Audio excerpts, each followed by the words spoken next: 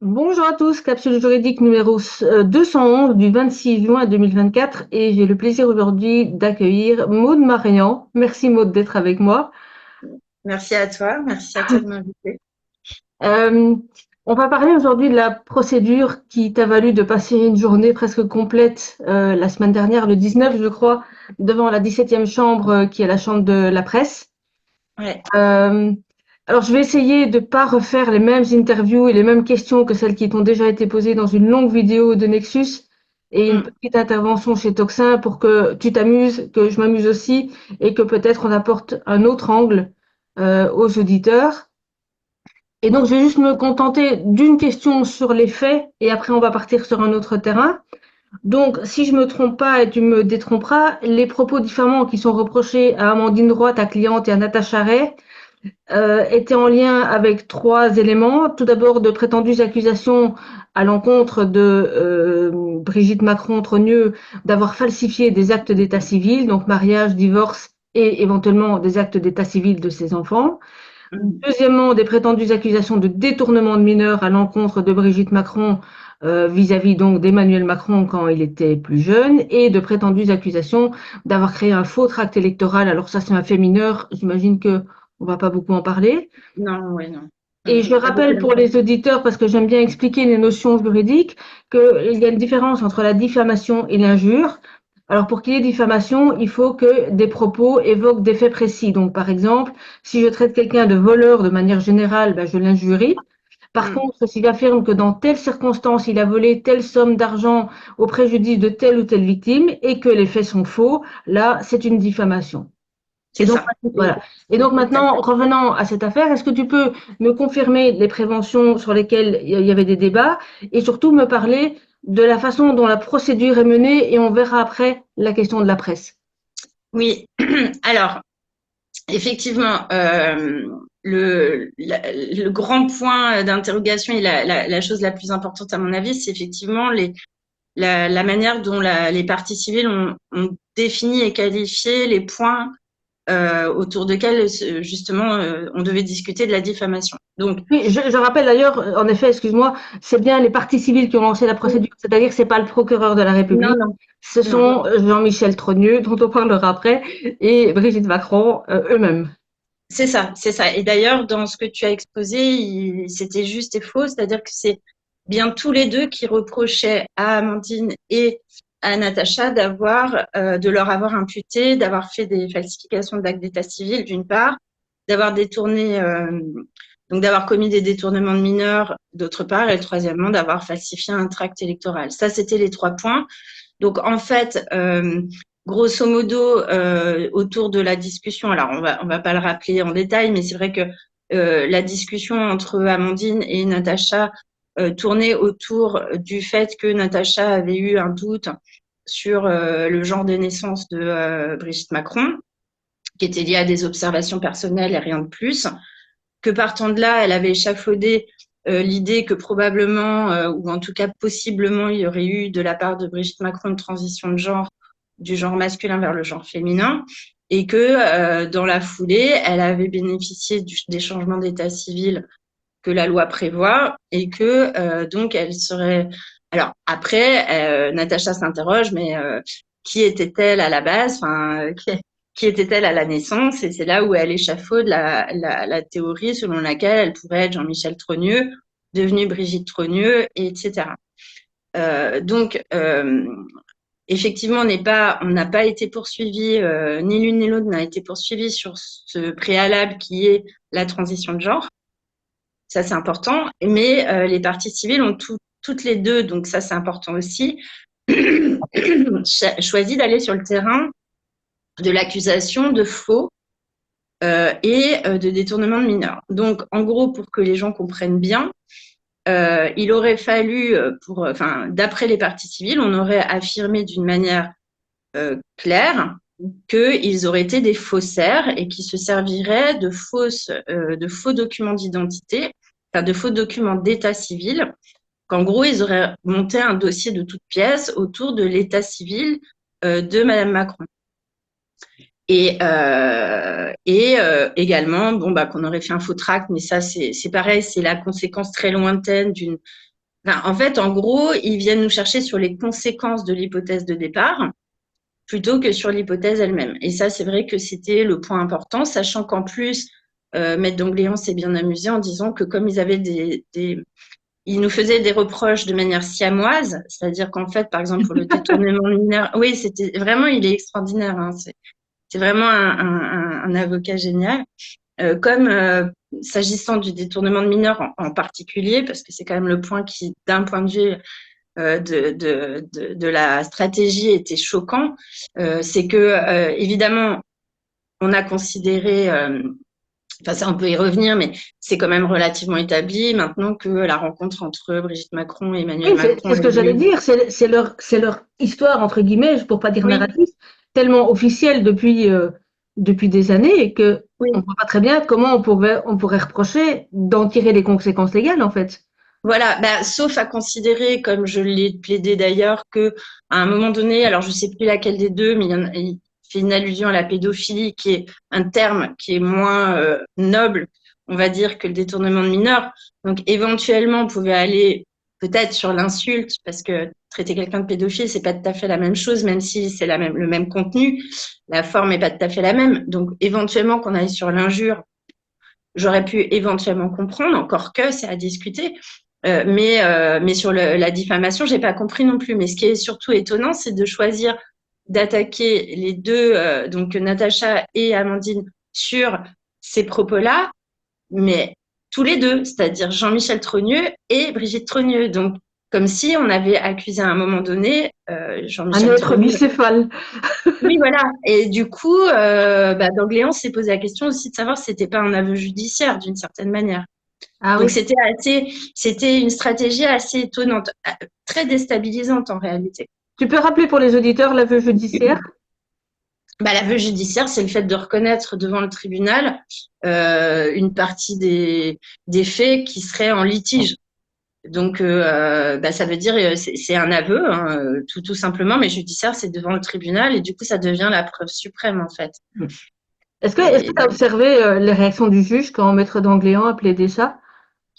alors, les juges étaient très, franchement, j'ai trouvé les juges très dignes d'un point de vue de l'attitude. C'était même, enfin, c'est assez attendu à la 17e, hein, parce que c'est des juges qui sont quand même très spécialisés et plutôt professionnels. Donc, ils étaient d'un point de vue du comportement et des mimiques très neutres. Moi, en ce qui concerne leurs questions, j'ai trouvé qu'ils l'étaient beaucoup moins et j'ai pu considérer à un moment qu'il y avait une certaine forme de vice ou de fourberie, voilà, à poser certaines questions d'une manière très sympathique, mais en attendant une réponse qui pouvait être très très néfaste. Mais bon, globalement, ils se sont très bien comportés et il n'y a pas eu de réaction. Ils n'ont pas ri, ils n'ont pas fait des têtes, ils n'ont pas regardé en l'air. Enfin, c'est plutôt dans le public que c'était difficile pour eux de se retenir, d'éclater de rire à certains moments, quoi. Mais D'accord. il est très provocateur, donc Léon, et c'est une bonne chose aussi. Ouais. Oui, Ouais, comme tu ouais. disais dans une autre interview, vous vous complétez pas mal en fait. Vous abordez les choses Oui, de manière très différente oui, et c'est pas c'est mal. ça, Alors, on a c'est vu ça. dans d'autres affaires pénales, notamment l'histoire des caricatures qui représentaient Emmanuel Macron sous forme de marionnette, la manipulée Mm. par Attali, que la justice pénale avait été super rapide par rapport au délai qu'on a en général. En 6 mois de temps, on avait un jugement et un arrêt, mais pas dans le sens qu'avait demandé. Alors là, c'était pas Monsieur Macron qui agissait, c'était la LICRA, je crois, mais Oui. pas dans le sens qui était espéré par la LICRA, puisqu'il y a eu une relaxe du graffeur. Ici, si je me trompe pas, l'affaire a été, voilà, la date de plaidoirie a été avancée de quelques Mm. mois. On n'a jamais vu Enfin, ça. pas Enfin, on n'a quelques, pas, hein, 9 mois. 9 mois. voilà, C'est pas on a, quelques, c'est on presque a un an, hein. rarement vu ça dans des dossiers où en général on reporte sans arrêt. D'après toi, quel était le but de cet empressement et qu'est-ce que ça cache ou qu'est-ce que ça montre? Alors, le but avoué, c'est le fait qu'il y ait une très grosse médiatisation du dossier, enfin pas du dossier, qu'il y a une très grosse médiatisation du sujet Madame Macron, transsexuelle ou pas transsexuelle, aux États-Unis entre mars et juin. Mhm. Et Maître Enoki, donc l'avocat de Madame Macron et de son frère, a demandé lors de la dernière audience que ce soit avancé pour mettre fin, justement, il a vraiment insisté pour mettre fin à cette cabale médiatique. Mais ça n'a En pas de sens, gros, puisque le procès mais ne va oui, pas avoir pour dire pour objet de dire que oui ou non, il y a eu transition de force. ben, on est d'accord, sauf que c'est pas présenté comme ça dans la presse française. Mhm. C'est-à-dire qu'en réalité, moi, j'y ai vu une manipulation que je dénonce et que j'ai dénoncée au tribunal. C'est-à-dire que d'une part, je retiens quand même que la médiatisation n'a pas été du fait des deux accusés, enfin des deux prévenus, mais plutôt soit de médias extérieurs qu'on ne maîtrise pas, soit même des parties civiles, parce qu'il faut quand même voir que depuis le début de l'année, c'est pas nous qui en parlons, hein, c'est vraiment le Mhm. camp Macron. Donc ça, c'est le premier point. Le deuxième point, c'est qu'effectivement, comme le sujet du dossier, vraiment la procédure pénale ne concerne pas la transsexualité de Mme Macron, ça ne peut pas solder ce problème. Mais comme ça a été présenté par les médias comme étant le sujet principal du procès, je vois le moment où, si nous sommes condamnés, la presse titrera qu'on n'a plus le droit d'évoquer la transsexualité de Mme Macron sans risquer une diffamation. Or, comme c'est pas le sujet, ça sera une information erronée qui sera impressionnante pour les gens qui souhaitent parler du sujet. Encore que je répète que je suis pas certaine que ce soit un sujet à aborder tel qu'il est abordé, c'est-à-dire d'un point de vue très Mhm. people, très tout ça. Mais enfin, ça après, ça concerne ceux qui en parlent. Pour autant, voilà. Et moi, j'y vois une manipulation. Après, en ce qui De concerne les l'intimidation, en fait, en quelque sorte. mais c'est ça. C'est une façon, exactement, c'est une façon de faire peur en disant, à partir de maintenant, vous pourrez plus évoquer ce sujet sans risquer une poursuite pénale. Donc les gens s'auto-censureront et, et on espère qu'ils n'iront pas chercher ce qui s'est passé. Donc nous, on fera ce qu'il faut, on publiera le jugement pour que ce soit clair, hein, dans tous les cas. D'ailleurs, Mhm. bizarrement, ils n'ont pas demandé la publication du jugement, hein, j'insiste. Alors que c'est En une général, on demande, la demande toujours. Enfin, c'est une demande très importante. Mais oui, Et c'est une demande qui n'a pas été faite. Donc, je veux dire, d'un point de vue aussi de la stratégie judiciaire, on sait toutes les deux, parce qu'en tant qu'avocat, on sait ce que ça vaut. Si on ne mhm. la demande pas, c'est qu'on n'y a pas intérêt. Ouais. Donc, c'est quand même étrange. Et après, sur le plan de l'accélération des procédures, moi, effectivement, je suis choquée que, par exemple, l'affaire de Monsieur Fiori sur la fameuse affiche de Macron-Hitler, elle Mhm. a quand même été jugée à la Cour de cassation déjà, depuis bien Ouais. longtemps. Moi, j'ai aucun dossier qui va aussi vite que ça. Quand on voit les dossiers de soignants ou autres, hein, des dossiers beaucoup plus voilà, classiques, on met des années et des années. Et là, on a une justice qui prend en considération les dossiers signalés, comme ils appellent les dossiers sensibles. Ça va à toute vitesse, c'est incroyable. C'est D'ailleurs, si je me trompe incroyable. pas, il y avait une autre affaire le matin même à l'audience qui concernait aussi l'histoire d'injure, c'est pas ça? Alors, c'est pas le matin, c'est les audiences à la 17e commencent à 13h30. Ouais. Il faut savoir qu'on n'avait pas une audience spéciale, donc ça, j'ai pas Mhm. compris. Oui, parce Normalement, pour que. moi, on avait l'après-midi entier. Enfin, je vois pas comment, mais bon. Donc, on était placé en numéro 2 juste après une autre affaire, effectivement, d'injure qui remontait à beaucoup plus longtemps que ça, hein. Ouais. Non, non, c'est très. Rien que ça, c'est vrai que c'est pas. Je veux dire, moi, combien de fois j'aurais aimé avoir des dossiers qui passent très vite parce que c'est embarrassant pour les clients et on n'a pas de date. Donc là, c'est quand même incroyable qu'on trouve une date pour un dossier comme ça. D'accord. Alors, donc la procédure, on l'a dit avant, était introduite par Brigitte Macron et au Oui, nom sur de son plainte. frère, Jean-Michel Trogneux. Donc, une question que je vais avoir quand même du mal à formuler sans rigoler. J'imagine que tu as vu Jean-Michel Trogneux à la barre de manière à faire taire une fois pour toutes ces rumeurs. Non. Non, ils sont pas venus ni l'un ni l'autre. Il faut savoir que il y a plusieurs choses à dire à ce niveau-là. La première chose, c'est que là, il n'y a rien de choquant en tant que tel. Parce qu'il faut que les gens s'intègrent bien que la présence des parties aux audiences pénales n'a absolument aucun niveau d'obligation. Alors évidemment, les prévenus, c'est mieux qu'ils soient là parce que comme ça, ils se défendent. Personnellement, ils peuvent expliquer leur situation. Mhm. Mais les parties civiles, c'est très habituel qu'elles soient représentées. Surtout, on va dire, quand c'est des personnes connues, c'est rare qu'elles se présentent. Je veux dire, on va pas là-dessus, il faut pas non plus en faire des Ah ouais, kilos. non, Bon. non, ne pas tirer des Par contre, conclusions. voilà. Par contre, ce que moi j'ai trouvé plus important à vous dire, c'est que lors de l'audience à Lisieux, qui concernait le dossier Osière, donc c'était une autre partie du même dossier, Mhm. Dongléan avait fait, enfin c'est même pas à Lisieux, c'est à Caen, en appel. Ouais. Dongléan avait fait citer comme témoins Monsieur Trogneux et Madame Macron. Et là, c'était plus intéressant parce qu'il y a une obligation pour les témoins de se présenter quand ils sont convoqués. Ouais. Donc, Monsieur Trogneux avait argué d'un état de santé qui lui permettrait pas de se déplacer, ce Mhm. qui a permis d'ailleurs à certains de dire, ah bah s'il est allé voter, c'est qu'il n'est pas si malade. Bon, c'est rigolo, c'est pas faux, mais c'était en janvier 2023, donc on espère que s'il a été malade, il est guéri. Et puis Madame Macron avait argué d'un emploi du temps de ministre ne lui permettant pas de libérer Notre du temps. première dame. Oh oui, voilà. Et donc, du coup, sans en justifier pour autant, hein, d'ailleurs, puisqu'on n'a pas pu vérifier ce jour-là ce qu'elle faisait. Et, Mhm. bon. Mais pour autant, bah, la Cour a décidé de passer outre leur présence, ce qui ne nous a pas permis déjà à ce moment-là de les voir. Bon. Donc voilà. Donc, il ne faut pas en tirer quoi que ce soit, mais c'est vrai que ni l'un ni l'autre n'étaient présents. Ils étaient tous les deux représentés par leur avocat, Maître Enoki. Donc la cour ici, enfin le tribunal, pardon, la 17e chambre n'a pas demandé, Non, n'a pas évoqué l'idée de demander qu'ils comparaissent en non. personne. Non. Non, ça c'était de toute façon déjà acquis, ça se sentait. Et c'est vrai que dans le code de procédure pénale, il n'y a rien qui nous permette de l'exiger. Donc on D'accord. n'aurait pas été, on n'aurait pas été reçu sur ça de toute façon. D'accord. Alors, la question suivante, c'est, il faut rappeler que donc cette procédure, on l'a dit, n'a pas pour objet de déterminer judiciairement si oui ou non Brigitte Macron était un homme à l'origine, et c'est pas le sujet. C'est Non. d'ailleurs pas toujours très bien compris par le public.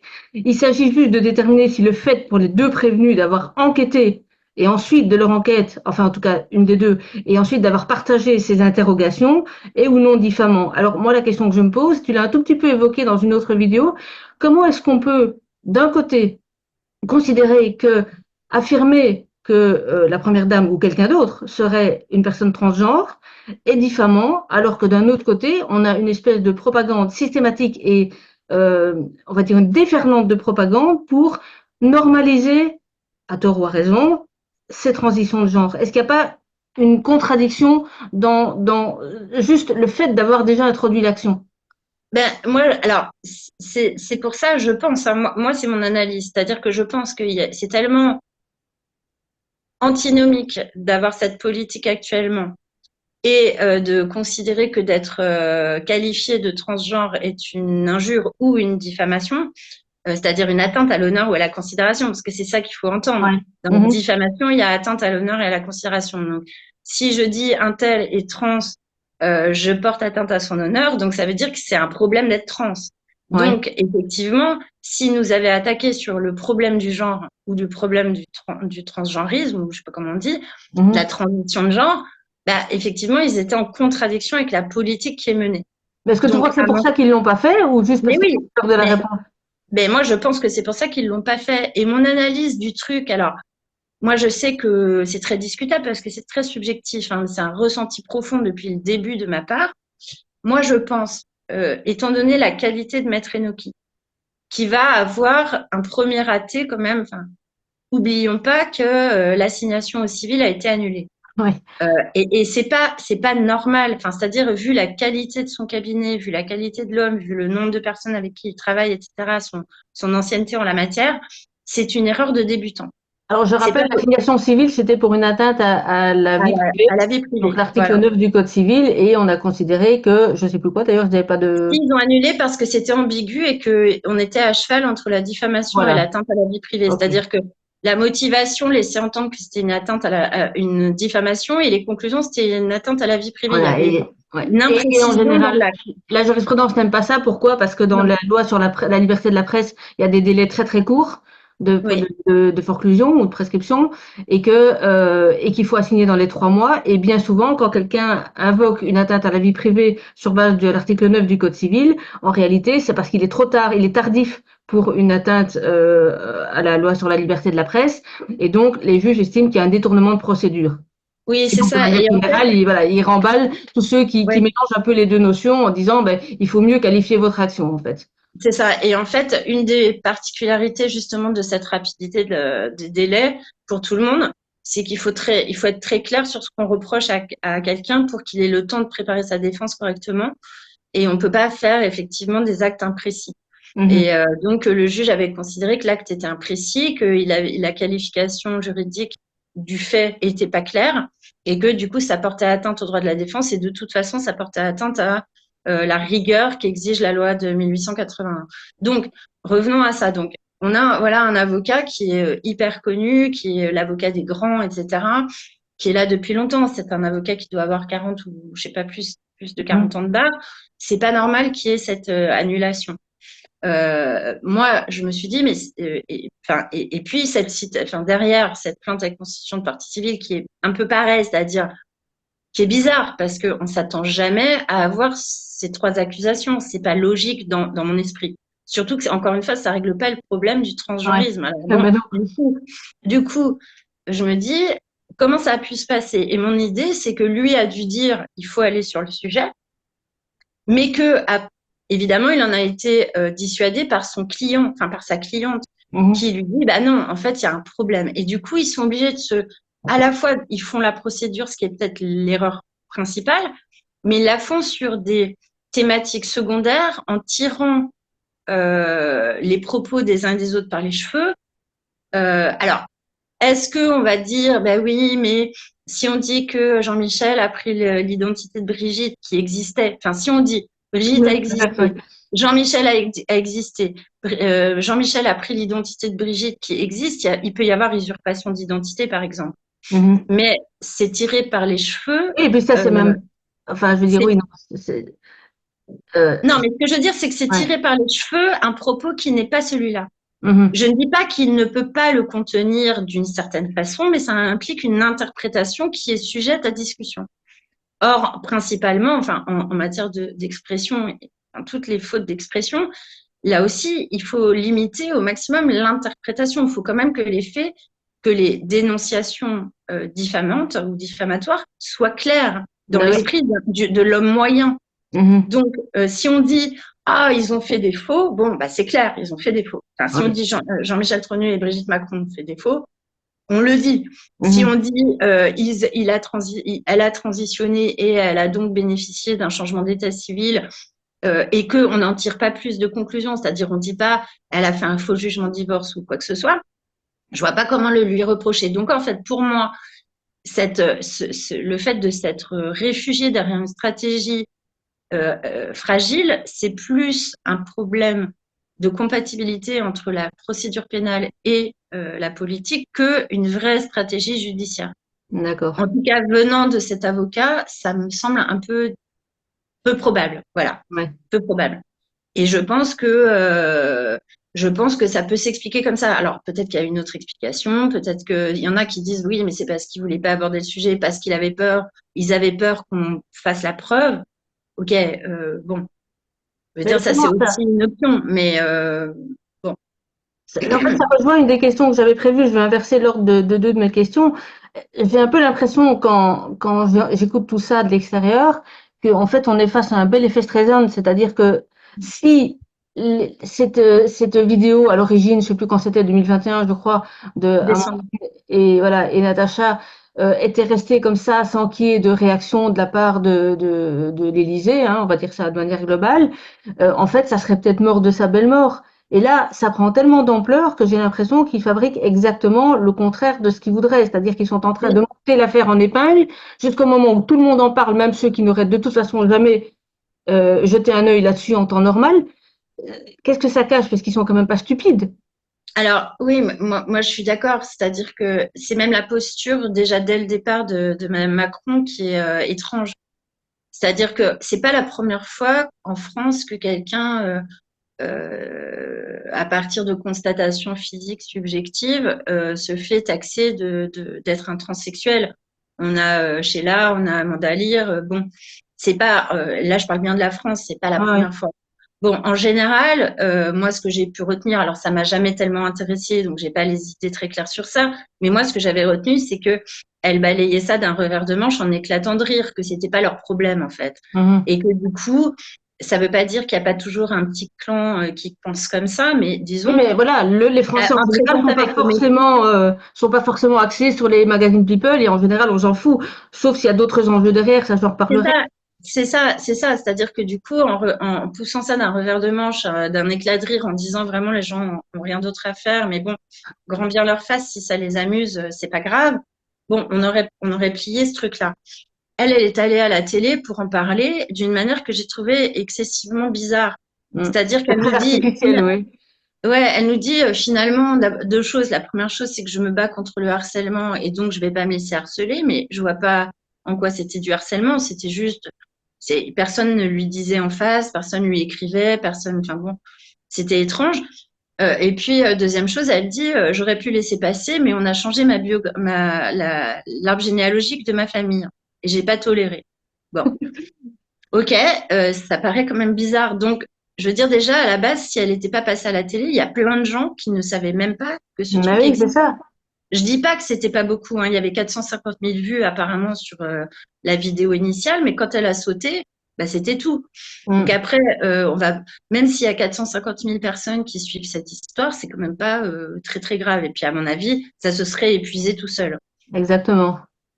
Du coup, elle a donné un regain d'énergie à Fait Document pour continuer. Elle a donné un regain d'énergie à Natacha pour continuer. Et puis, elle a créé ce qu'on appelait les brigitologues. C'est complètement, enfin, c'est drôle.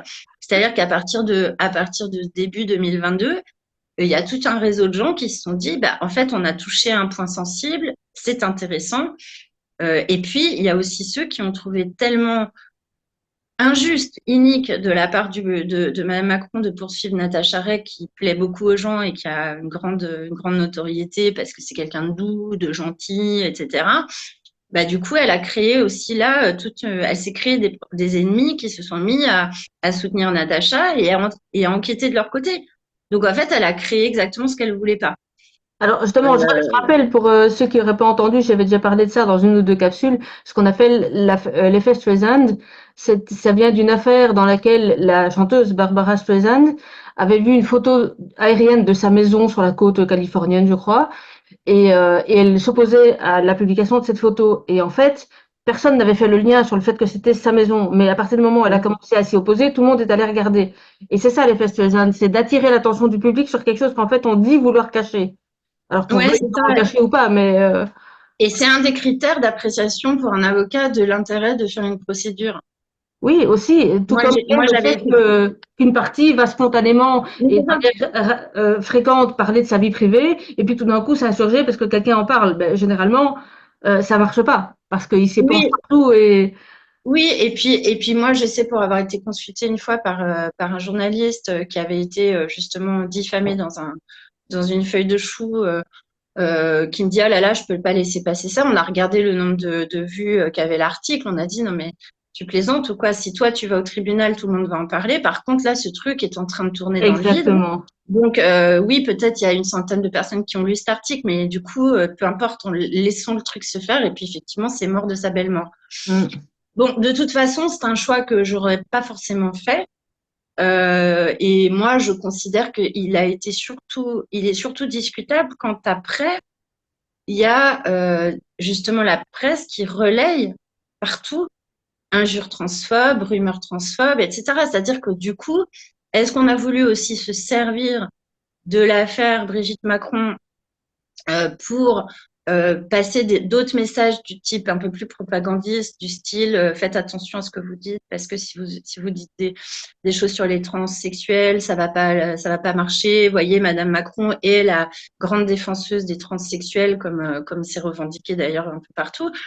Bon, j'en sais rien. Il y avait peut-être de ça aussi, mais en tout cas, ce que je retiens, c'est qu'à partir du début de l'année 2022, nous, on n'a plus jamais parlé de cette affaire. Ça, c'est important. Enfin, Natacha on a parlé un petit peu, mais elle s'est vite calmée parce que de toute façon, personne ne lui donnait la parole. Hein. Faut être clair, c'est que les réseaux alternatifs qui lui donnaient la parole. Amandine n'a plus jamais parlé de ça non plus. Donc, en fait, ceux qui ont fait de la publicité sur cette histoire, c'est le camp adverse, c'est les partis civils. Donc, c'est quand même Mhm. hallucinant. Ouais. Et effectivement, je retiens que Madame Macron a toujours occupé beaucoup les médias people, mais alors là, ces derniers mois, c'est juste hallucinant. Tous les jours, il y a des articles sur elle partout. Mm. Alors, Donc, à un moment donné, bon.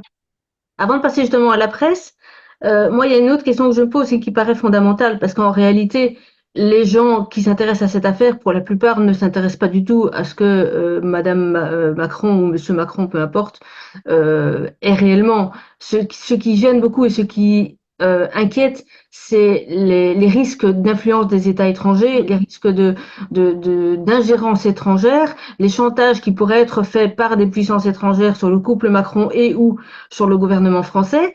Et ma question, c'est, est-ce que, d'après toi, les juges ont cette dimension-là en tête, ou bien est-ce qu'au contraire, ils se cantonnent juste à l'éventuelle diffamation existante ou non existante? Parce que pour moi, c'est vraiment fondamental. On a derrière toute la question de la protection des enfants, à un moment où il y a des choses qui ressurgissent de partout. Ouais. Mais on a eu la question s'est posée, donc j'ai une réponse très précise.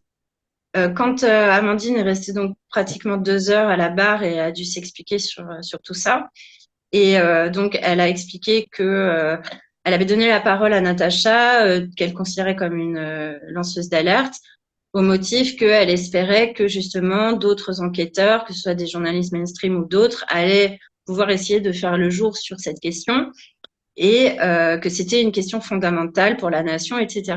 Et un des juges assesseurs, donc la femme qui était assesseur, lui a posé la question, mais enfin, madame, en quoi c'est important pour la France de savoir?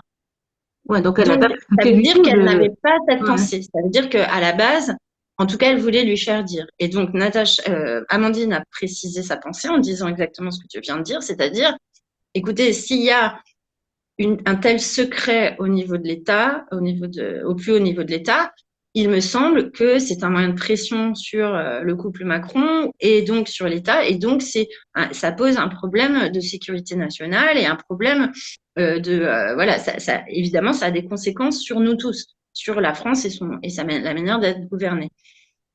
Et en fait, je pense que c'est une idée qui n'a pas sa place dans on va dire, la population générale, quoi. C'est-à-dire qu'en fait, c'est pas que et les gens Oui, mais là, on pensent que s'adresse aux juges qui sont censés quand même non, envisager mais l'affaire dans son intégralité.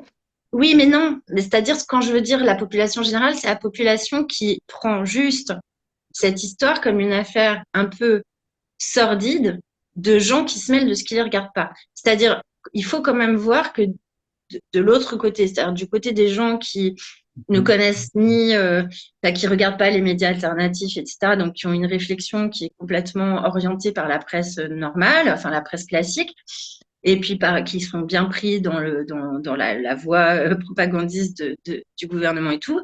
En fait, c'est juste infâme de s'occuper de savoir si même Macron est né homme ou femme, ça ne nous regarde pas. D'ailleurs, j'ai regardé beaucoup les commentaires sous les diverses vidéos qui ont circulé récemment là sur mes interviews. Et il y a des gens qui se choquent en disant, mais enfin, on s'en fiche, c'est honteux de s'occuper de ça. Parce qu'ils ne voient pas les conséquences. Mhm. Et Amandine a essayé d'expliquer, et je pense qu'elle a réussi, que son problème et le problème de Natacha n'était pas le fait que madame soit une dame depuis tout le temps ou pas, on s'en fiche en fait. Ce qu'elle expliquait, c'est que ce qui la dérangeait, c'était d'une part le mensonge, c'est-à-dire qu'un couple arrivé à ce niveau de pouvoir puisse mentir aux Français, avec un grand F, c'est-à-dire à la nation, d'une part, et d'autre part, que ce mensonge puisse mettre en fait le chef de l'État en situation de chantage ou de pression. Voilà, c'était ces deux problèmes et elle les a présentés clairement. Il faut savoir, parce que ça par contre je l'ai vu, que ça fait pouffer de rire, ça a fait pouffer de rire les journalistes. La plupart des journalistes ont trouvé cette approche complètement idiote et complètement risible. Et évidemment, le terme de complotiste, la complosphère, voilà. Donc nous, enfin, tous ceux qui pensent ainsi, d'un point de vue du mainstream, sont juste des barjots qui réfléchissent pas, quoi. Ouais, et alors ça, évidemment, ça répond à moitié déjà à ma question suivante, parce que tu t'es beaucoup exprimé, et j'aimerais bien qu'on fasse un peu de la synthèse ici sur la façon dont la presse mainstream, évidemment, parle de cette affaire. Je trouve que c'est très important de revenir dessus parce que le message que moi j'aurais à leur faire passer, mais je ne suis pas à ta place, c'est vous êtes en train de contribuer à la chute de vos propres médias. Parce que même les gens qui ne vont pas en profondeur dans ces sujets vont finir par comprendre que vous les avez menés en bateau d'un bout à l'autre. Là, je m'adresse aux journalistes Qu'est-ce que ça t'inspire, toi, sur l'ensemble de la façon dont cette affaire est traitée dans la presse? Alors, moi, pour moi personnellement déjà, Mhm. cette affaire a été, et c'est pour ça que j'ai voulu prendre la parole dès ce week-end, cette affaire a été le révélateur de ce que je lis partout, c'est-à-dire que la presse est aux ordres, qu'elle dit tout et n'importe quoi, et qu'en fait, c'est elle qui véhicule de la mésinformation ou de la fausse information. Et c'est pas que je n'y croyais pas, mais j'avais pas l'expertise qui me permettait de prendre ce recul. Mais là, il se trouve que ce procès, je le connais par cœur. Et j'y étais. Et je l'ai vécu dans ma chair depuis début 2022. Et quand je lis ce qui est écrit dans la presse, je ne retrouve absolument pas le procès que j'ai vécu. Donc là, j'ai pu voir comment, en étant subtil à la fois dans les choses qu'on ne dit pas et dans les choses qu'on met en avant, comment on peut présenter les choses de manière inexacte, imprécise et donc finalement fallacieuse. Et unanime, j'imagine, c'est tous sur le Alors, même diapason. ah bah oui, bah oui. Et unanime. Et effectivement, tu as tout à fait raison. Le troisième point, et c'est celui qui m'a, là pour le coup, assise, c'est-à-dire que je savais qu'il pouvait y avoir des presses tendancieuses, partisanes, etc. Mais d'habitude, en France, on avait des presses qui étaient marquées par des idéologies ou des partis pris, etc. Donc, on avait une présentation des faits qui était colorée. Mais on pouvait faire le tri parce qu'on savait que le Figaro était de droite, qu'un tel était de gauche. Enfin, c'était facile après. Et puis, on savait que les gens de droite lisaient plutôt la presse de droite, etc. Donc, mais c'était clair. Je veux dire, tout le monde disait En tout cas, la même chose. prévisible. Oui, c'est ça. Et c'était même drôle parce que deux faits pouvaient être présentés avec cette idéologie derrière. Ça pouvait être amusant. Là, c'est pas drôle. On a une dépêche AFP qui est recopiée à la lettre, et je dirais à la faute d'orthographe par tout le monde. Bah, à ce Alors, moment-là, c'est inutile que les journalistes soient au procès, finalement. mais c'est ce qui ça m'a assise. C'est-à-dire qu'ils viennent et ils recopient la dépêche AFP, à part, alors je le précise, à part Marianne et le Nouvel Obs, c'est-à-dire Emmanuel Anison et puis le journaliste de Marianne dont j'ai oublié le nom, à part eux, tout le monde a écrit la même chose. Bon, déjà, c'est un premier problème.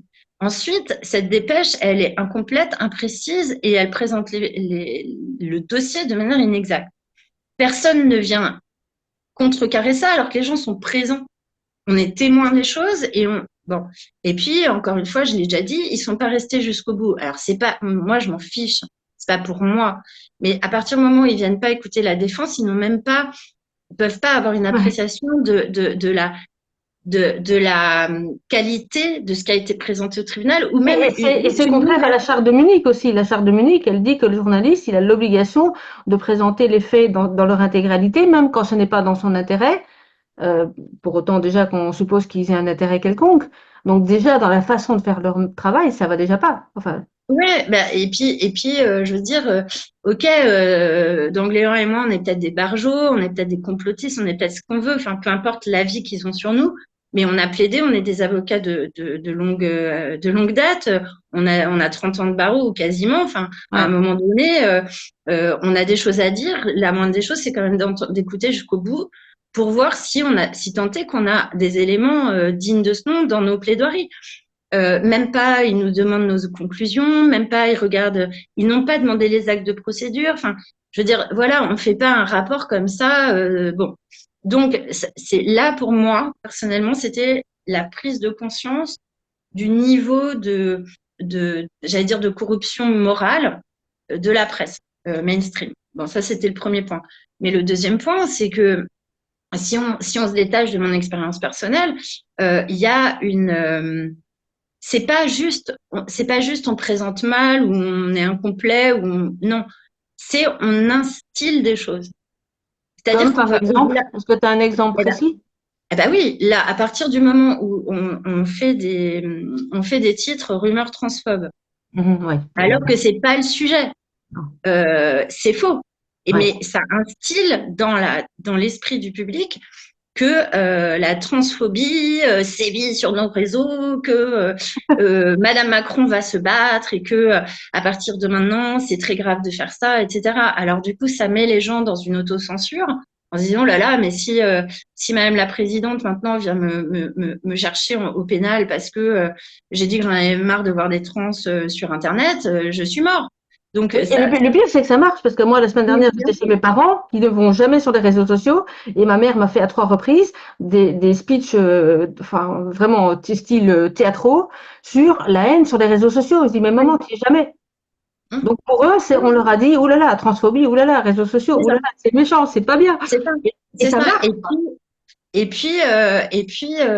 Laisser entendre que le procès va régler la question principale, c'est-à-dire prévenir le public que à partir du 12 septembre, eh bien, on pourra plus dire que Madame Macron est transsexuelle parce que ça a été jugé. Comme c'est pas vrai, le Mm. laisser entendre, c'est aussi instiller. On met tout le monde en attente d'une décision. Et puis les gens vont, bah, si jamais il y a la moindre condamnation, bah, les gens diront là là, bon, voilà. Et donc c'est pas, même les gens auraient peur d'enquêter sur le sujet. Enfin, c'est une façon de mettre fin à un mouvement qui se considère comme légitime et qui ne sera pas jugé. Donc, enfin, je veux dire, pour Mhm. moi, c'est un style plus que juste une fausse information. Oui, là, c'est nouveau dans l'intimidation, quoi. Mais c'est ça, ça va imposer des comportements. Et Mais pour là, moi, la presse n'a pas à imposer des comportements aux gens. mm. Voilà comment j'approche le truc. Et du coup, bah, moi, je suis doublement choquée et ça me montre à quel point pour moi, un dossier comme ça, franchement, ça valait pas la peine. Mais du coup, je me dis, mais c'est un truc de fou. Parce que du coup, quand je lis maintenant un article, je me dis, mais qu'est-ce qui est vrai, Qu'est-ce qu'est-ce qu'il y qui a est derrière, faux, et voilà. qu'est-ce qu'on Ouais. attend de moi, et pourquoi on écrit ça, qu'est-ce qu'on attend de moi comme comportement après. Mm. Et pour moi, c'est ça la propagande. En fait. Et C'est en pas matière juste. d'intimidation, justement, et là, la presse avait joué quand même un peu de son jeu aussi.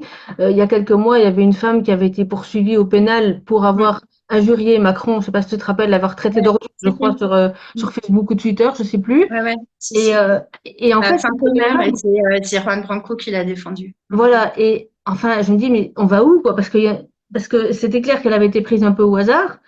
Parce Mm. que des ordures, enfin des ordures, des gens qui traitent les politiciens de manière générale de tous les noms, il y en a depuis que l'Internet existe et puis même avant. Donc pourquoi à ce moment-là, si ce n'est justement pour presse aidant, dire aux gens, attention, maintenant vous devez la boucler et surtout n'exprimez pas vos opinions en public. Mais oui, parce qu'en plus, souvent, alors après, ça c'est très classique, mais souvent on fait beaucoup de presse à la poursuite, mais on ne divulgue pas le résultat. Et Aussi. comme elle a été évidemment relaxée, bah en fait, voilà. Et en fait, je sais même pas si elle a été relaxée ou que la procédure aussi a été annulée, parce qu'il faut savoir que les procédures d'Emmanuel Macron ont un taux d'annulation qui dépasse l'entendement. Comme Parce que quoi, en fait, ça vaut pas le coup d'avoir de l'argent à des bons avocats. bah, en fait, justement, le truc, c'est que je me demande si c'est pas fait exprès, d'une certaine façon. Parce que c'est pas normal que ce soit à répétition comme ça. Mhm. Donc, en fait, le problème, c'est que du coup, on fait peur aux gens qui n'auraient plus le droit de faire part de leur avis, aussi dur soit-il, sur Internet ou ailleurs. Avec maintenant l'injure non publique et tout, on va loin. Donc, ça laisse entendre, on n'a plus le droit de critiquer de manière acerbe les hommes politiques et principalement les élus. Bon, bah, en fait, là aussi, ça instille un comportement, voilà, ça empêche les gens d'être totalement libres dans leurs faits et gestes. Et ça me pose un gros problème. C'est ce que j'ai dit notamment, j'avais accordé une interview au média BAM, le média belge, Mm. et à un moment on parlait de l'article 4 de la loi soi-disant sur les dérives sectaires. Ouais. Et justement de la critique et du fait d'inciter quelqu'un potentiellement à Mm. arrêter un traitement médical, mais c'était au départ beaucoup plus large que ça, l'article. Et donc, ce que je disais, c'est qu'en effet, ça allait juste décourager les gens qui avaient envie de s'exprimer en disant, par exemple, sur des injections Covid, oui, mais moi j'ai vu mon voisin, mon cousin, mon ami, mon collègue, et tous ensemble tomber comme des mouches au bout d'un certain temps après l'injection. Eh bien, s'ils savent que derrière, ils ont X milliers d'amende, d'euros d'amende, et puis potentiellement 1 an de prison, ils vont plus le faire, forcément, parce que c'est le but. Et c'est le but Oui, de. et puis c'est ça, et même, même sur les diffamations et injures en raison du genre, etc., on est sur les mêmes problématiques, c'est-à-dire que c'est des infractions qui sont pas très faciles à comprendre en plus. Donc, le peu d'informations qu'on a dans la presse classique fait que, du coup, les gens ne comprenant pas très bien, ils sont hyper vigilants et ils sont triplement ou quadruplement en retenue. parce qu'ils sont pas bien sûrs de ce qu'ils comprennent. Et d'ailleurs, on le voit sur les réseaux quand on parle de diffamation, l'inversement de la charge de la preuve, etc. Les gens sont perdus. Ils disent ah bah il fallait demander un test ADN et machin. Bah oui, évidemment, ça a l'air simple, mais sauf que c'est pas possible légalement. Oui, voilà, la Enfin, voilà. discussion, elle n'est pas là Donc, pour ça, c'est sûr. Donc, ben oui, mais bon, et c'est normal aussi qu'on n'est pas, ils sont pas tous juristes et le niveau d'information face à une législation qui est de plus en plus complexe et de plus en plus fouillie et de plus en plus, je dirais, oui, c'est pas la volontairement presse qui vague. éclaircit les choses, ça c'est certain, au contraire. Non, mais bien sûr, mais Ouais. du coup, comme la presse cherche pas à être précise, parce que la presse a une vocation aussi démagogique ou plutôt pédagogique, c'est-à-dire que si on nous parlait des choses avec précision, en expliquant ce que c'est, etc., les gens pourraient comprendre. Mais en plus, on laisse planer l'imprécision et le vague exprès. Oui, Donc, du voilà. coup, la presse fait encore plus de dégâts en amenant les gens à une autocensure. Et c'est quand même la meilleure des censures.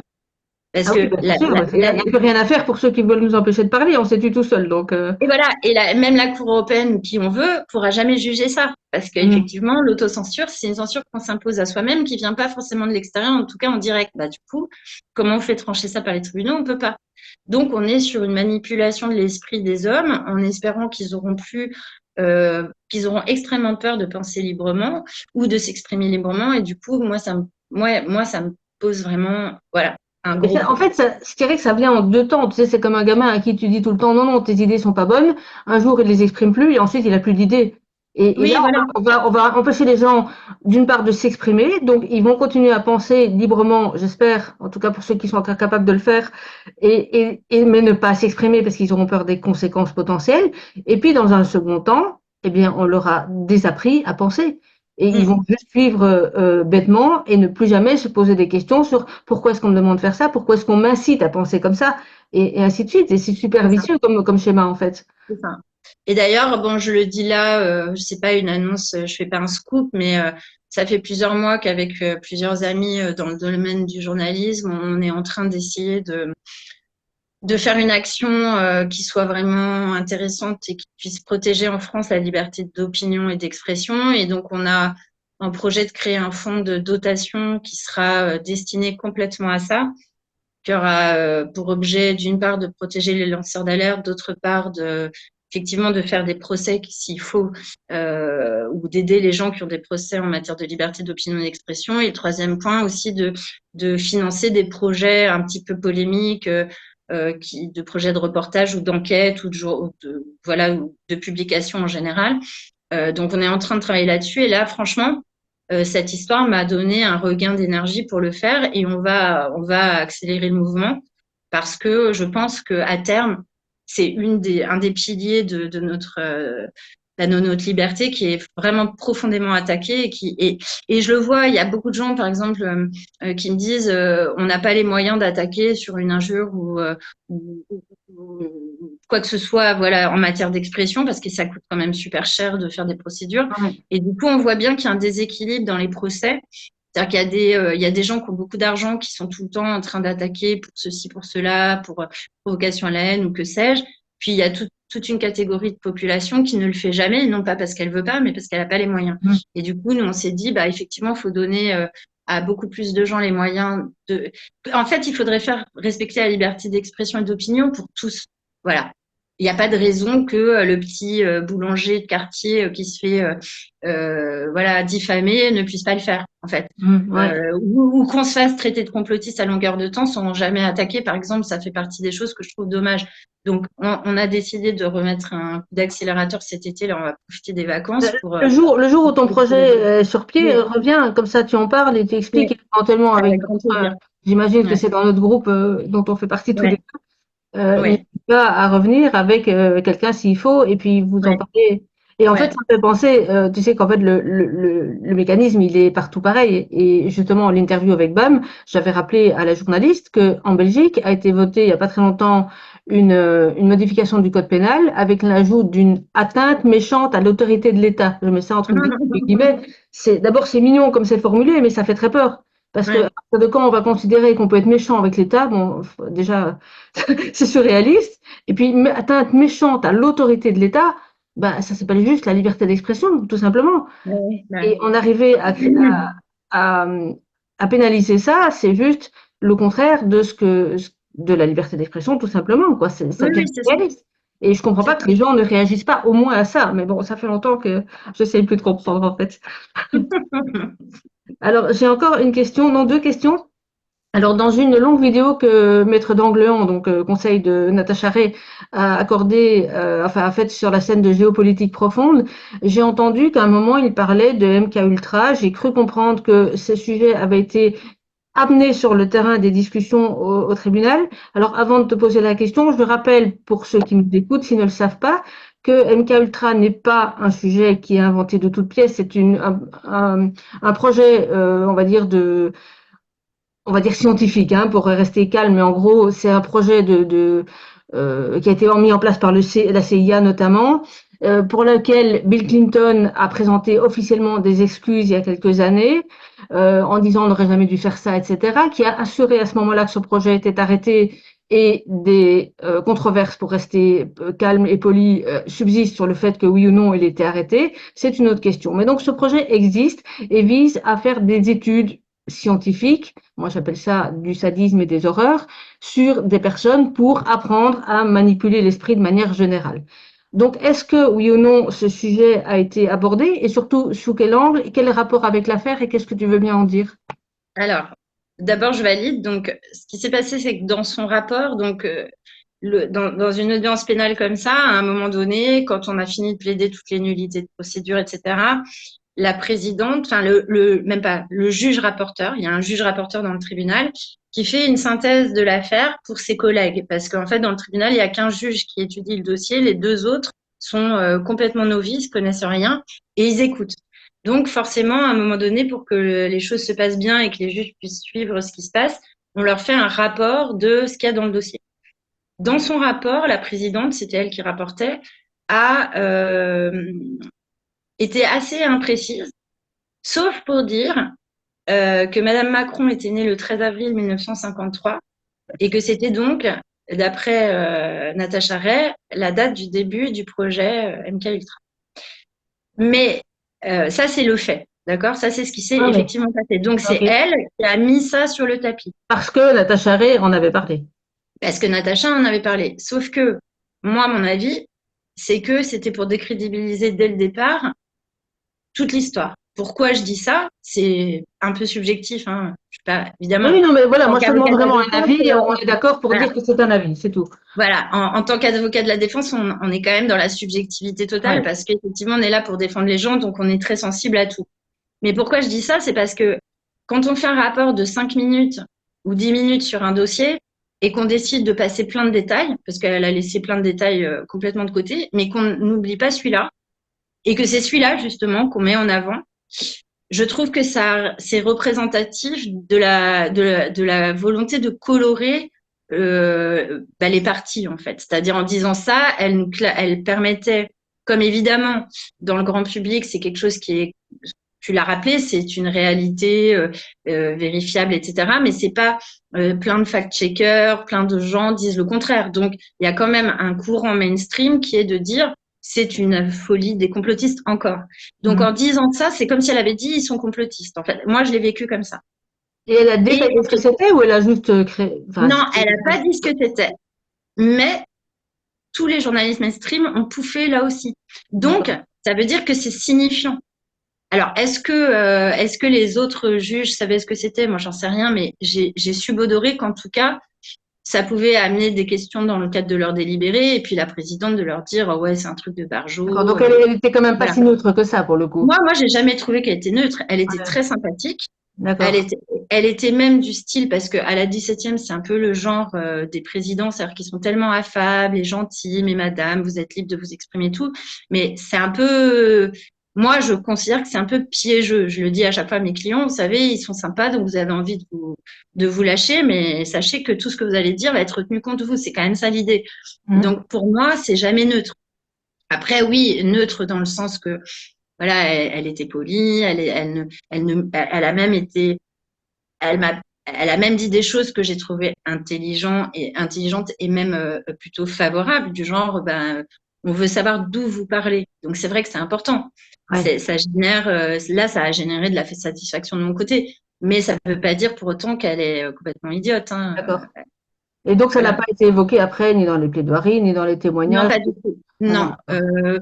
Peut-être, peut-être que d'emblée, on a fait une toute petite allusion, mais enfin, franchement, ça valait pas D'accord. le. Ok. Non. Ok. Et alors, dernière question.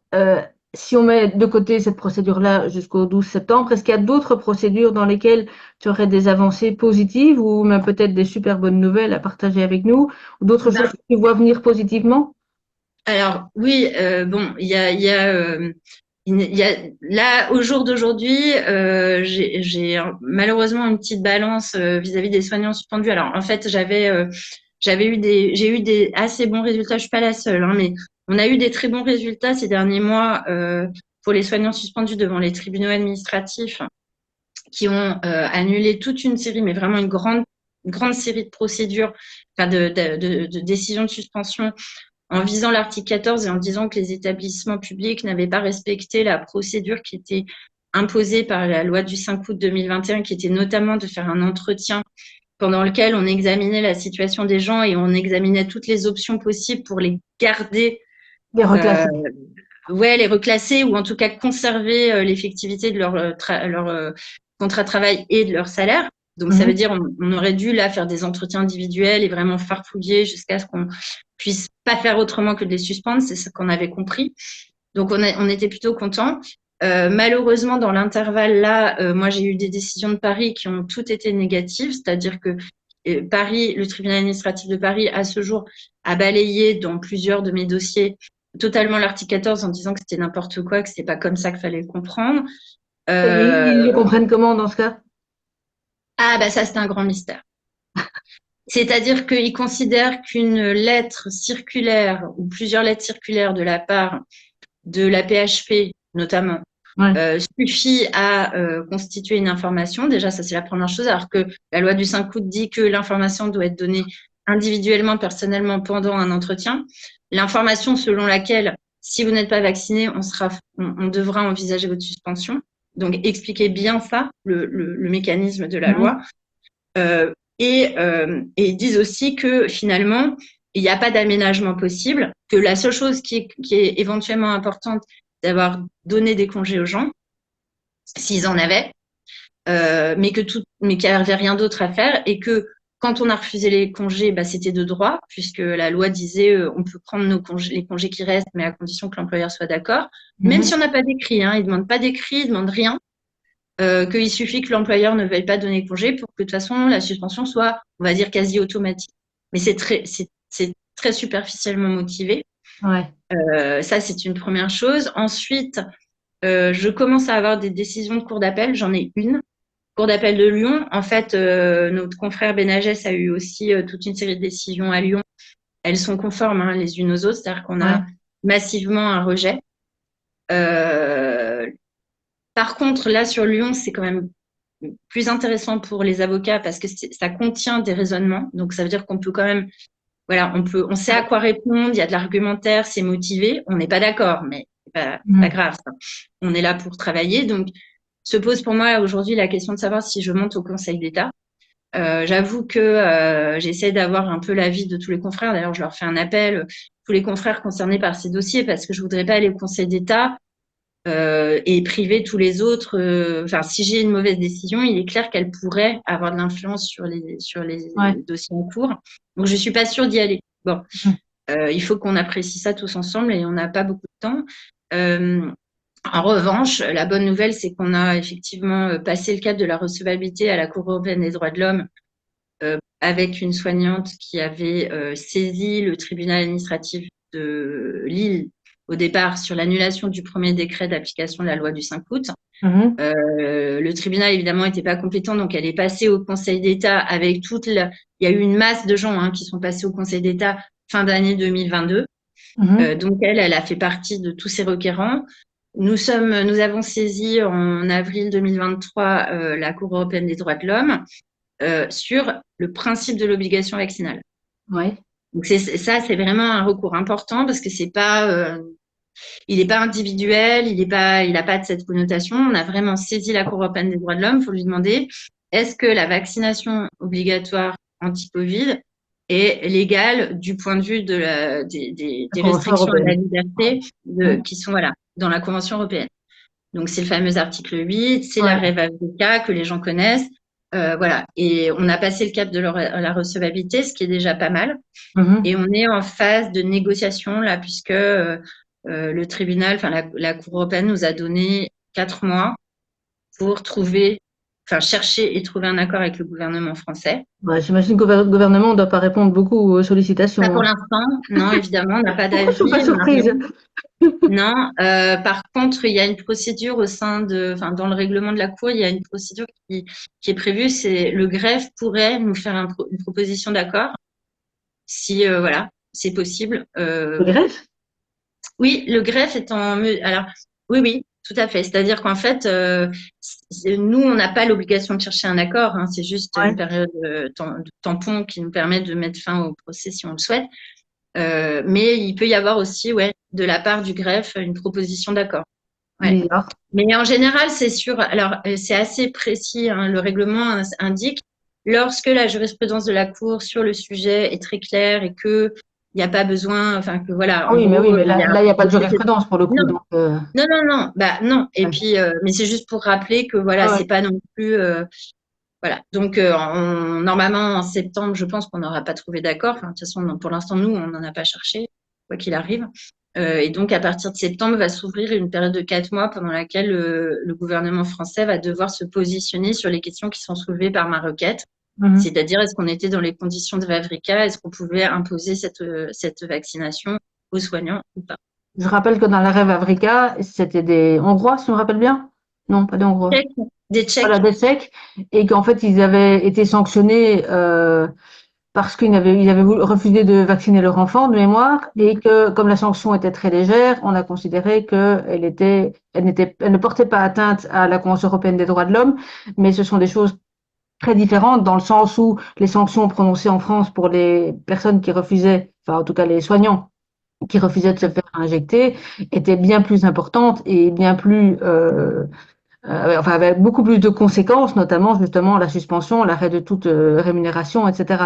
Donc on ne peut pas tirer de la décision Wawrinka une règle générale qui dirait oui, oui, on peut toujours obliger la vaccination. C'est pas ça. Non, et puis il y a il y a une autre dimension. Il y a deux choses à retenir dans Vavrica. La première chose, c'est pas n'importe quel vaccin qui peut être imposé. En Il y a plus, des règles ouais, ouais. concernant le vaccin sur ses effets, son innocuité, son efficacité. Enfin, il y a toute cette Ah ouais, partie-là. Et ouais. ensuite, effectivement, la disproportion entre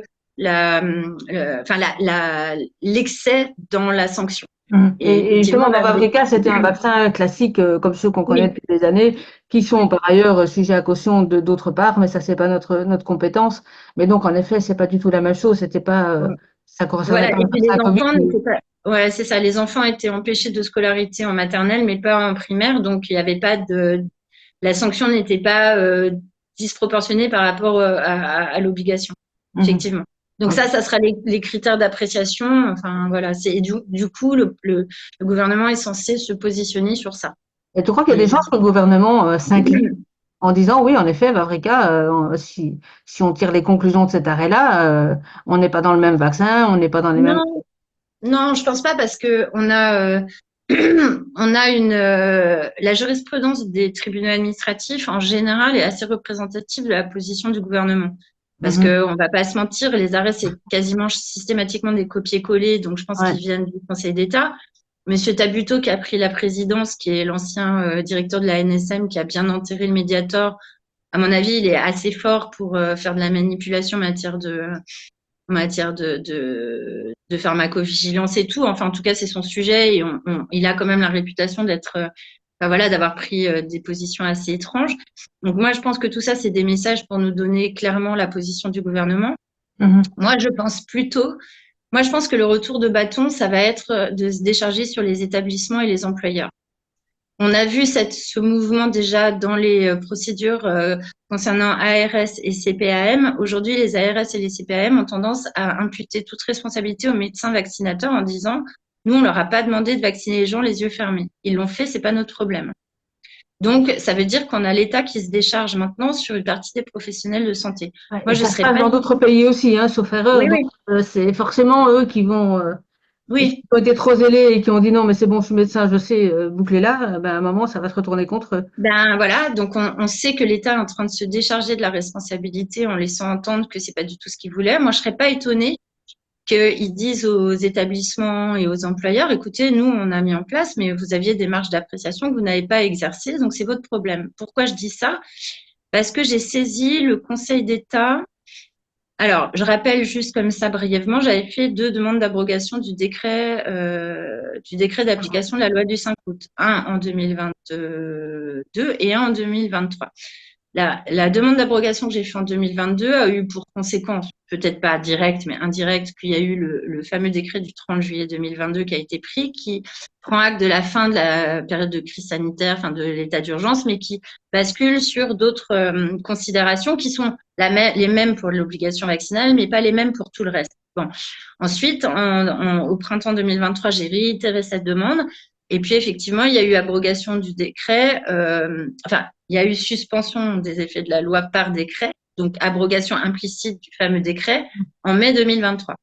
Mais comme c'était Monsieur Brown à l'époque qui était ministre, comme il y avait un peu plus de 2 mois qui s'étaient passés entre les deux, moi j'ai saisi le Conseil d'État sur ma demande d'abrogation, qui consistait à dire le gouvernement maintient l'obligation vaccinale alors que les circonstances de fait ont changé.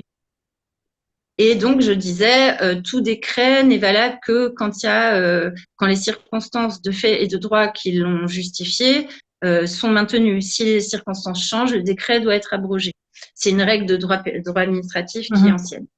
Et le Conseil d'État m'a évidemment dit d'aller me faire voir, mais ça, c'est pas le sujet. C'est que le gouvernement a pris un mémoire très étrange de 3 lignes, enfin de 2 pages, sur un truc de 40, hein, c'est quand même intéressant, pour Ouais. dire, mais depuis le 30 juillet 2022, il n'y a plus d'obligation vaccinale pour les soignants. Bon, donc Ouais, je n'ai pas. les auditeurs ne voient pas, nous, on vient tous les deux de hausser les sourcils. Ouais, voilà. Enfin, du coup, oui, c'est vrai.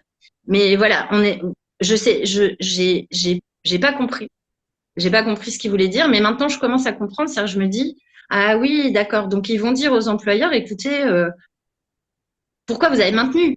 Pourquoi vous n'avez pas révisé la situation des gens? Vous aviez cette voilà. Moi, voilà, c'est mon idée. Donc moi, je me dis que peut-être le gouvernement dira, mais écoutez, oui, on a mis en place une obligation vaccinale, mais elle a été systématiquement et très sévèrement appliquée, alors que nos directives n'étaient pas À part celles-là, qu'il y a quand etc. même, il y a quand même un argument à leur renvoyer, c'était que c'était par décret, je crois, ils avaient limité le nombre de causes qui pouvaient justifier un certificat d'exemption de Oui, vaccination. Or, mais le Conseil c'est d'État a pas dit non. à l'exécutif de faire ça, c'est au médecin. Ouais, mais le Conseil d'État a dit qu'on avait une mauvaise lecture du décret, hein. De Le Conseil celui-là. d'État s'est positionné. C'était notre amie Delphine Provence qui avait plaidé ça. Et Mhm. le Conseil d'État lui a dit non, non, les médecins font une mauvaise interprétation du décret et ils ont toute liberté pour constater. Parce que les médecins qui ont fait des certificats d'exemption, ils ont été ennuyés, suspendus, voire poursuivis. Mais on est En d'accord. Allemagne, il y a une médecin justement qui avait fait pas mal de Oui, certificats d'exemption qui vient d'être condamnée à de la prison quand même. 2 ans, j'ai vu. Mais Ouais. on est dans le monde dystopique. Oui, ah oui, C'est-à-dire qu'on a un monde judiciaire qui constate des choses qui n'existent pas dans la réalité et une réalité qui tient pas compte du monde judiciaire parce que on a d'autres pressions qui s'exercent. Parce que si on tient compte, par exemple, que des pressions ordinales, elles se sont cumulées avec les pressions légales.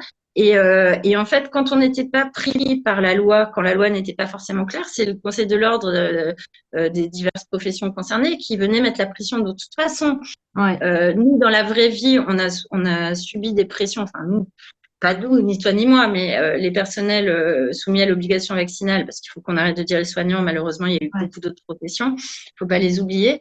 Bah, ces gens-là ont subi des pressions de toutes parts dans la vraie vie, on les a vus. Et après, vous avez les juges qui disent, bah non, c'était pas ça, vous avez mal compris, vous avez mal interprété, mais enfin, dans la vraie vie, on a subi les pressions. Ouais. Et il faut savoir quand même qu'on en est à nous dire que risquer de perdre son salaire n'est pas une pression exercée sur le libre arbitre. Ah ouais. C'est-à-dire que les tribunaux n'ont pas de gêne à nous dire la vraie obligation vaccinale illégale, c'est quand on vous met entre 2 gendarmes et qu'on vous vaccine de force. Toutes les autres pressions que nous, on a dénoncées, notamment le fait de perdre son emploi et de tout perdre, c'était une pression suffisamment grande pour être convaincu d'être vacciné quand on n'en avait pas envie. ils considèrent que c'est pas une pression. Donc, vous voyez, c'est un monde dystopique, quoi. C'est C'est un ce qu'il monde leur faut, totalement. quoi. Enfin, Voilà. mm, Pour l'instant, les deux réalités ne sont pas les mêmes. ouais. Bah, ça Bon, et si on viendra ou termine sur pas, une note mais positive, alors, bah, moi, je suis très positive parce que, comme je le dis depuis le début, le temps joue indiscutablement pour nous. On le constate chaque jour. Entre les études sur les effets indésirables, les études sur les études, les diverses décisions qui peuvent intervenir partout dans le monde, l'effet sur notre pays pour l'instant est moindre, mais ça durera pas. Forcément, à un moment donné, les vagues de fond comme ça finissent par emporter tout le monde. Donc moi, j'ai toujours pensé qu'il fallait être patient, c'est ce qui est le plus difficile. Encore qu'aujourd'hui, c'est moins difficile d'être patient pour les personnels suspendus, puisqu'ils ont repris, la plupart ont pu reprendre le travail dans des conditions pas toujours merveilleuses, mais bon, qu'on a quand même gagné des trucs au Conseil de prud'homme et aux tribunaux administratifs, et que reste aujourd'hui le vrai sujet pour le quotidien, c'est les effets indésirables et les conséquences dramatiques du vaccin. Ça, on est tous d'accord, il ne faut pas les oublier. Mais quand même, on a une évolution même de la société, c'est-à-dire de nos voisins, des gens qu'on connaît qui ont accepté l'injection. Il y a une évolution notable. Et je pense qu'elle va dans le bon sens, dans le sens où bah, ça veut dire que dans quelques semaines, mois, années, les choses seront mises à jour et qu'on aura des décisions qui s'imposent. Moi, je perds pas espoir de ça. De toute façon, je lâche pas. Voilà, n'importe comment, ils me trouveront là et je lâcherai pas. Alors, je sais pas si c'est une bonne nouvelle que je lâche pas, mais voilà, pour ceux que non, ça c'est une très intéresse. bonne nouvelle pour nous. Et t'as pas eu justement des pressions diverses et variées pour non? Non, mais je pense. Alors bon, c'est pas une critique contre les autres, il faut le prendre tel que. Beaucoup de gens, évidemment, diront bah, c'est normal, c'est l'opposition contrôlée, c'est pour ça qu'elle n'a pas de pression. Alors ça leur appartient, ils pensent ce qu'ils veulent, ça m'est égal. Moi, je pense que la raison principale pour laquelle je n'ai pas de pression, c'est que j'ai fait que du droit. C'est-à-dire que même là, dans le dossier qu'on a évoqué aujourd'hui, le dossier de Madame Macron, je ne fais pas de politique, je ne fais pas de people, Oui, mais je enfin, ne quand fais tu pas. regardes Virginie que tu as assisté à l'époque, elle n'avait fait que du droit aussi. Et en termes de pression, Oui, elle a quand même payé son lot de. oui, oui, mais par exemple, alors, je veux pas aller sur le terrain de Virginie parce que là aussi, c'est pas pour me démarquer, hein, puisque c'est ma Mhm. cliente. Je veux pas me démarquer de ma cliente, ça serait absurde. Par contre, je pense que à la fois le mode d'expression qu'on choisit, les forums d'expression qu'on choisit et la manière dont on se positionne de manière.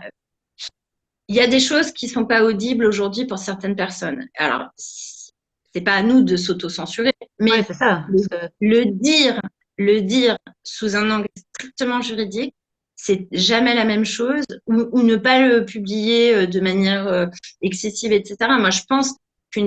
Mais bon, Virginie, c'est un peu différent parce que Virginie, Elle avait fait je son pense, rapport très audacieux, mais très juridique. voilà. Mais moi, Vraiment, c'était je encore plus pense que difficile que maintenant.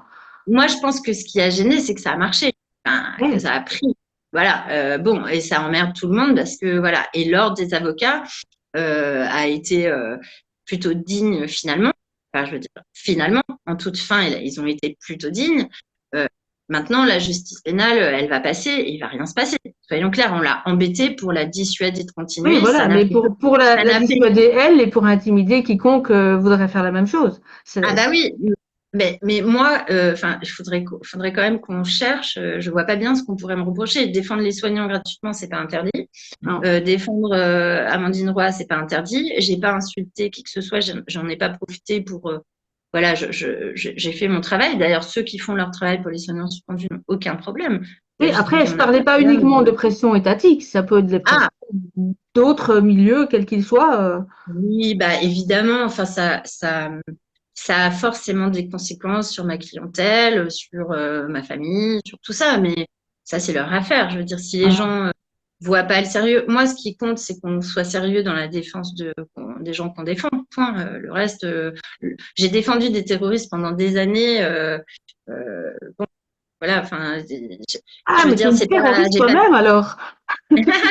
j'ai pas peur de ça. Enfin, au départ, j'aurais pu avoir peur et c'est pas simple, hein, c'est pas des défenses agréables ni faciles. Mhm. Mais enfin, à un moment donné, on fait son métier. Voilà, moi, je peux défendre peut-être pas tout le monde ni n'importe qui, mais quand la cause m'intéresse, je suis capable de le faire avec technicité et je pense que c'est ça qui compte. Mhm. C'est ça qui compte. Après, moi, si je me bats pour les personnels suspendus, c'est pas par conviction politique, c'est par conviction juridique. Oui, ben, c'est ça, forcément, oui. Oui, mais c'est ça aussi peut-être qui a pu faire la différence avec certains autres. Par exemple, Maître d'Angléan a eu plein d'ennuis toute sa vie, mais parce qu'il a un engagement personnel très actif. Il est Mhm. plus. Ou par exemple, Juan Branco, on a pu se poser la question de savoir son militantisme. Et d'ailleurs, pour Virginie, ça a été pareil. On s'est posé la question du militantisme. Alors pour moi, c'est une fausse question. Parce que les avocats ont toujours été politisés depuis la nuit des temps. C'est même quasiment la profession qui a le plus de représentants dans les élus. Donc, Mhm. c'est ridicule. Même à la Révolution, ils étaient tous avocats, les gars. Hein. Donc, bon. Mais voilà, aujourd'hui, on voudrait couper en deux les avocats, le militantisme d'un côté et l'avocat de l'autre, enfin, le militant d'un côté, l'avocat de l'autre. Je pense que c'est pour faire taire les plus forts, en fait. Moi, je dis que c'est une médaille pour eux. Hein. D'autant que ce n'est pas du militantisme que de constater, comme l'avait fait Virginie déjà fin 2020, ou comme on le fait nous depuis aussi, qu'il y a eu un piétinement systématique des libertés fondamentales. C'est juste du droit. Et alors, selon le cadre dans lequel on s'exprime, on va dire oui, il est militant, mais en fait, c'est aussi du droit de dire, désolé, mais là, toutes les libertés fondamentales sont quand même piétinées de manière systématique, et sans dire c'est tel ou tel acte en face, c'est un constat. Les libertés sont piétinées. Ouais, je suis pas sûre que c'était le sujet en fait. Moi, je l'ai pas lu comme ça. Hein, les procédures contre ces trois confrères là. Si je prends les trois, donc Virginie, Juan Branco et Dongléan, pour moi, les procédures qui ont été diligentées contre eux, c'était pas autour de cet aspect-là de leur activité. Selon moi, c'est la fréquentation de certains collectifs ou de certains partis politiques pour d'autres qui impliquent ou qui expriment une prise de position au-delà même, c'est-à-dire dans l'exercice de leur citoyenneté. Oui, à part que quand toi tu défends justement un terroriste, tu n'es pas partie Non, de son opinion. non, mais je vois pas non plus les membres de sa cellule Al-Qaïda pour discuter d'une stratégie. Enfin, je veux dire, voilà, enfin, c'est aussi ça le truc. Mm.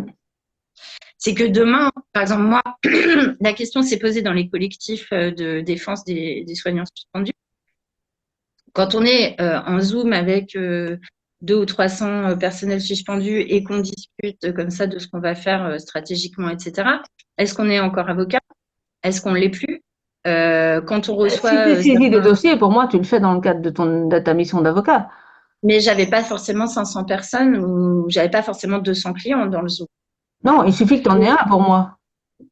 Mais moi aussi. Mais la question ça a été posée dans ces termes. Voilà, mais c'est aussi C'est ça détourné. qu'il faut retenir.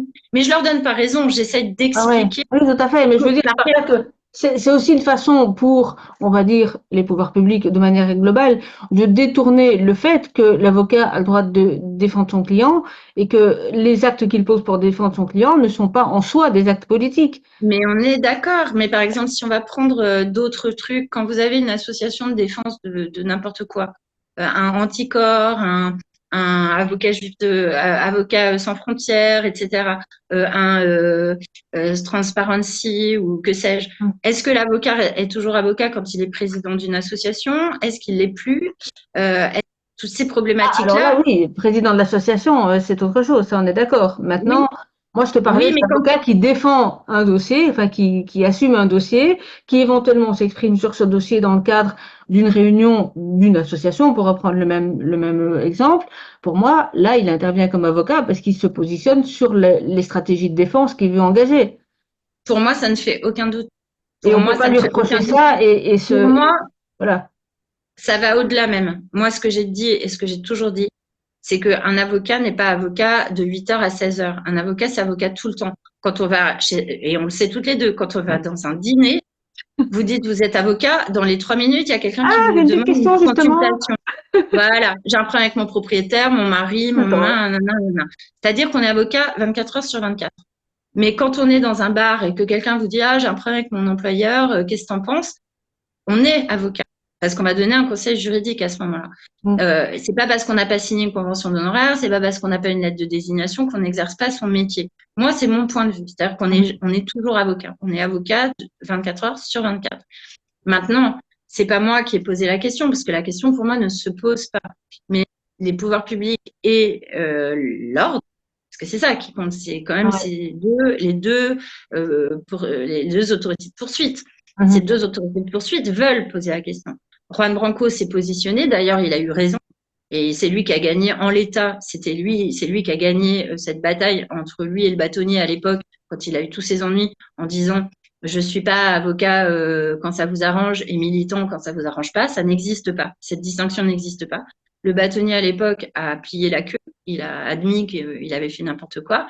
Mais c'est un sujet qui est revenu au moment de la crise sanitaire, notamment pour Virginie, mais aussi pour Dangléon sur d'autres dossiers. C'était même pas lié à la crise sanitaire, c'est-à-dire des gens qui ont un engagement dans une cause qui leur tient à cœur, mais une cause juridique, mais qui évidemment a des c'est super dangereux parce que le but c'est vraiment quand même de nous faire taire et de nous faire renoncer à défendre certains points de vue, de nous faire avoir peur, de nous engager dans des procès à connotation politique qui pourraient, ou dans des collectifs, ou dans des actions qui pourraient se retourner contre nous et nous faire perdre effectivement notre qualité d'avocat avec tout ce qui va avec, c'est-à-dire le secret professionnel notamment. Et c'est une des professions qu'on attaque le plus vite quand on veut créer, de manière générale, qui est attaquée le plus rapidement quand un État totalitaire se met en place, parce que c'est justement.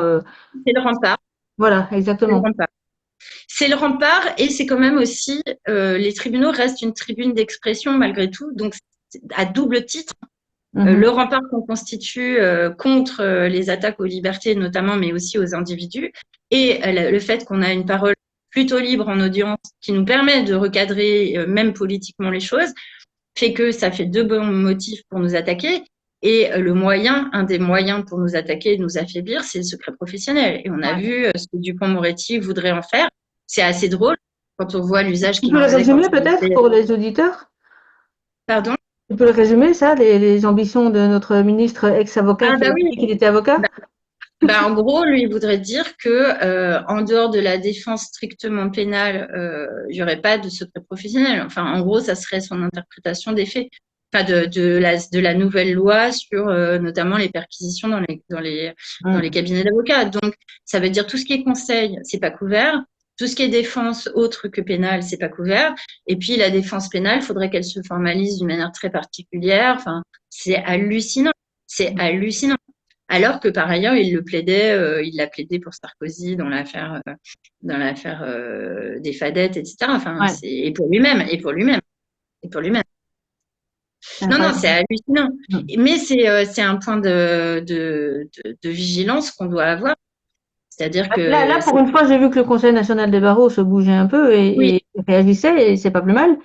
Mais en plus, c'est assez drôle parce qu'avec toutes les affaires fiscales qu'il y a sur les gros cabinets de conseil et tout, on comprend bien que là, il y a un petit peu aussi une contradiction avec la politique en cours. Donc voilà, c'est plutôt rigolo. Enfin voilà, écoute, en tout cas, quand ton projet là de fonds de dotation est sur pied, n'hésite pas à me le faire savoir. Et si tu as envie qu'on en parle, on en reparle. Je te remercie mille fois pour tes précisions concernant Merci à toi, c'était un peu long, mais. Écoute, je sais pas, après les gens ils arrêtent si ça les ennuie. Hein. Et je vais arrêter donc l'enregistrement. Merci mille fois. Je t'en prie, avec grand plaisir. À très bientôt. À très bientôt.